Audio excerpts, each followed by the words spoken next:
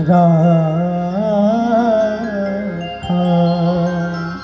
ये भोले बाबा तो पहले ही लिख करके रख दिए थे महाराज।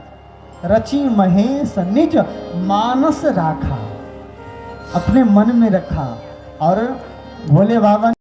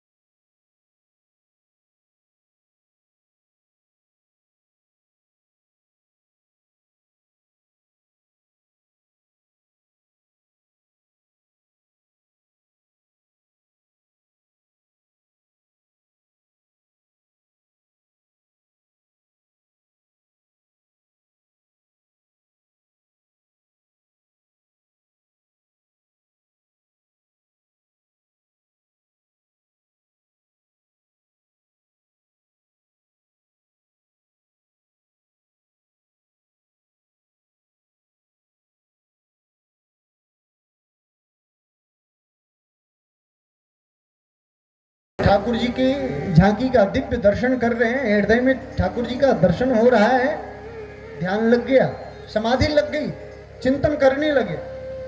लेकिन आप ये जानो कि ये चिंतन की स्वायत्तता भी हम मनुष्यों तक ही सीमित है महाराज। उन देवताओं को दुर्लभ, देवताओं के अंदर चिंतन की स्वायत्तता भी नहीं है और कर्म की स्वतंत्रता भी नहीं। आप ही बताओ कि जो उन देवताओं के अंदर भगवान ने प्रदान नहीं किया, वो चीज हम लोगों को मिला, वो हम मनुष्यों को मिला। तो ये बताओ बड़भागी कौन हुआ? बोलो, बड़भागी कौन हुआ हो? हम हुए ना। हम बड़भागी हैं और नित्य प्रति अपने आप को बड़भागी ही कहना चाहिए। अपने आप को कोसो मत कभी, क्योंकि इतना सुंदर आयोजन में आप बैठ करके भगवान की कथा सुन रहे हो, कि सौभाग्य ही तो है। भागवत जी में एक श्लोक है, भाग्योदयेन बहुजन्म समर्जितेन सत्संगमं च लभते पुरुषो यदा वै।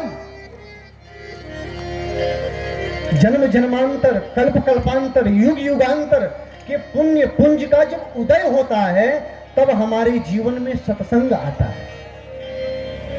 आप समझना, आप जो इस कथा पांडाल में बैठे हो ना, आप मन में सोच रहे होगे कि मैं तो आसानी से चला आया यहाँ पे। नहीं नहीं, इसके अंदर बड़ा रहस्य है। राम जी ने स्वयं आपको प्रेरित करके भेजा है, क्योंकि भागवत जी का श्लोक ये प्रमाण दे रहा है कि भाग्योदयेन बहुजन्म समर्जितेन, एक नहीं करोड़ों जन्म जन्मांतर के पुण्य पुंज का जब उदय होता है, तब हमारे जीवन में सत्संग आता है, तब हमारे जीवन में कथा सुनने का अवसर प्रदान होता है। आप सभी बड़े बड़भागी हैं। और मैं तो विशेष रूप से धन्यवाद देना चाहूंगा हमारे आदरणीय बड़े भैया गुड्डू भैया को। महाराज, एक मुलाकात हुई और फिर देखो इतनी बड़ी बात हो गई। बस एक मुलाकात, ये क्या है? ये तो ठाकुर जी की कृपा ही तो है। ध्यान रखना,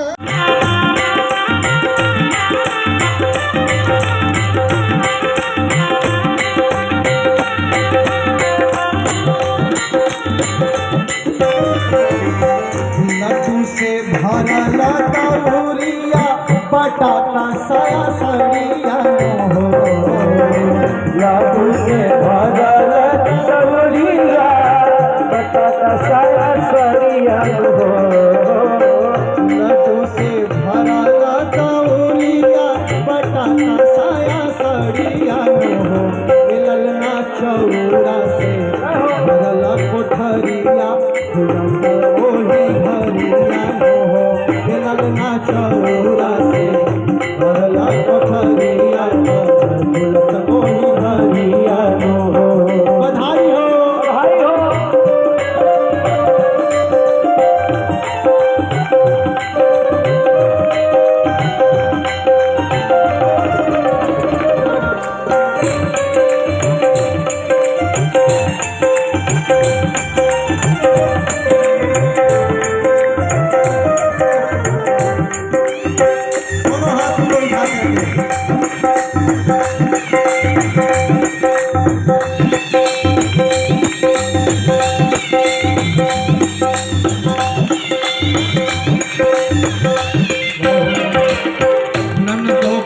ठाकुर जी की कृपा ही तो है। ध्यान रखना, भगवान की कथा, राम जी की कथा कभी भी धन बल से प्राप्त नहीं हो सकता है। भगवान की कथा कभी भी धन बल से प्राप्त नहीं हो सकता है। अगर कोई ये व्यक्ति कहे कि हम धनाढ्य हैं, बहुत बड़े उद्योगपति हैं, बहुत बड़े करोड़पति हैं, पहले हम कथा सुनेंगे, असंभव। अगर धन बल से भगवान की कथा प्राप्त होती तो महाराज सबसे पहले तो मुकेश अंबानी और पता नहीं अनिल अंबानी, बिल गेट्स, न जाने कितने बड़े बड़े उद्योगपति बैठे हुए हैं दुनिया में, वो बैठ करके कथा सुनते पहले। तो भगवान की कथा कभी भी धन बल से प्राप्त नहीं हो सकता। भगवान की कथा कभी भी देह बल से भी प्राप्त नहीं हो सकता है।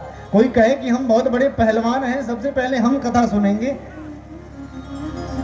असंभव है। भगवान की कथा महाराज न धन बल से प्राप्त हो सकता है, न जन बल से प्राप्त हो सकता है, न बाहुबल से प्राप्त हो सकता है।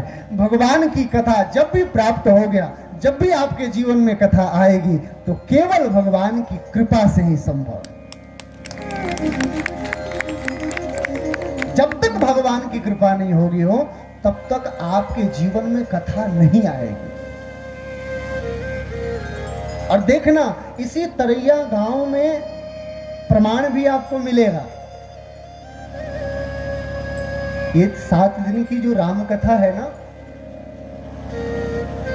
यहां जीवन के लगभग सभी जितने भी टेस्ट होते हैं ना, बीमारियों का जो टेस्ट होता है ना, हम लोग लैब में जाकर के टेस्ट कराते हैं, ठीक उसी प्रकार ये जो कथा पांडाल बना हुआ है ना, ये महाराज जीवन में कौन कौन सा रोग पकड़ा हुआ है आपको, हा? परिवार में कौन कौन सा रोग पकड़ा हुआ है, उन सारे रोगों का इलाज और सारे रोगों का टेस्ट इसी 7 दिन में आपको मिलेगा। बस आप ध्यान से ठाकुर जी की कथा सुनते रहो। अभी मैंने बताया कि भगवान की कथा केवल कृपा से ही प्राप्त हो, केवल कृपा से। इसी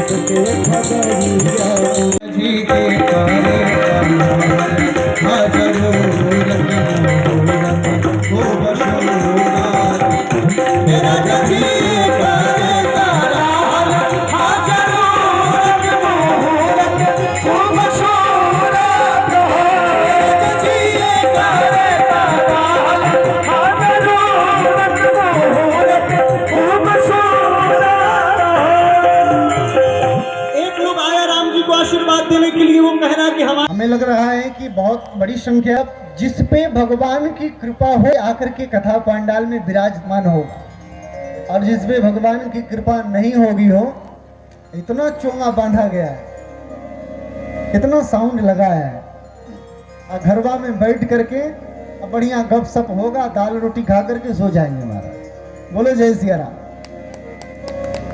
तो जब तक भगवान की कृपा नहीं होगी हो, तब तक भगवान की कथा जीवन में मिलना असंभव है। हम सभी आज से 7 दिनों तक श्री रामचरितमानस की कथा को श्रवण करेंगे, राम जी की कथा को श्रवण करेंगे।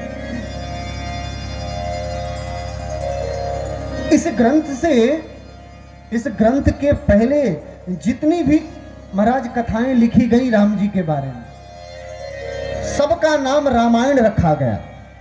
ध्यान से सुनना।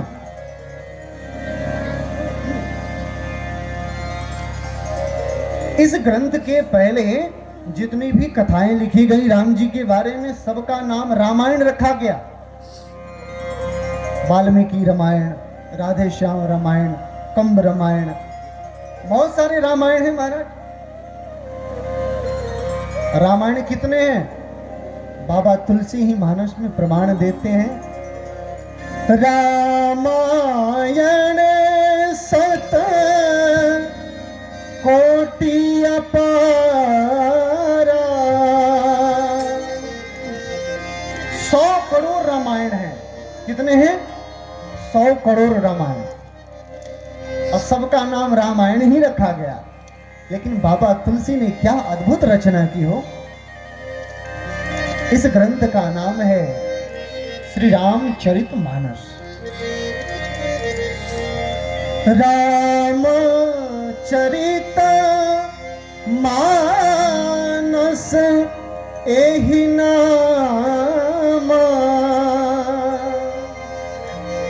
जरा गौर करो, रामचरितमानस का वास्तविक अर्थ क्या हुआ? सबसे पहले क्या लिखा हुआ है? श्री रामचरित और मानस। नीचे जो है ना, मानस शब्द लिखा हुआ है। बाबा तुलसी का कहना है, बाबा तुलसी बताना चाहते हैं कि देखो भैया, जिस दिन श्री राम जी का चरित्र था। अच्छा, एक बात याद रखना, कथा कभी भी भेदभाव नहीं करती है। आप राम जी की कथा बैठ करके सुनो, सो करके सुनो, मन से सुनो, कुमन से सुनो,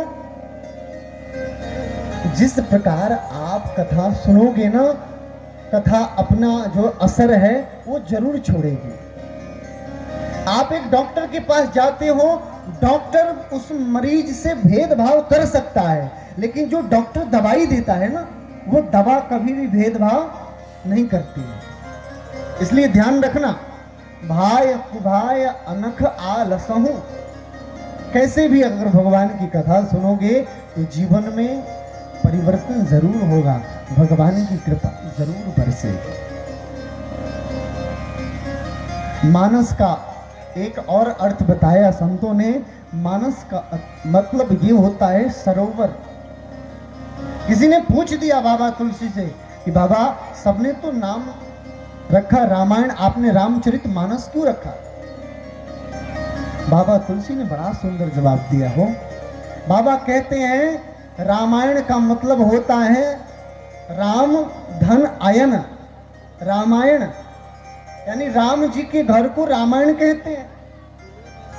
बाबा तुलसी बताना चाहते हैं, भैया राम जी के घर में अगर जाना चाहते हो, राम जी का घर कौन है? मंदिर। तो जिस भगवान के घर में अगर आप जाना चाहते हो ना, उससे पहले आपको इस भगवान के रामचरित्र मानस रूपी सरोवर में स्नान करके, शुद्ध होकर के, पवित्र होकर के, और तब भगवान के मंदिर में जाओगे, भगवान के घर में जाओगे, तो भगवान आपको देखेंगे। आप भगवान को देखो ना देखो, भगवान आपको जरूर देखेंगे। ये महिमा है मानस की। ये जो रामचरित मानस है ना, ये ग्रंथ साधारण कोई पोथी नहीं है महाराज। बहुत सारे लोग अपने घर में लाल कपड़ा में लपेट करके और मानस जी को फेंक देते हैं महाराज।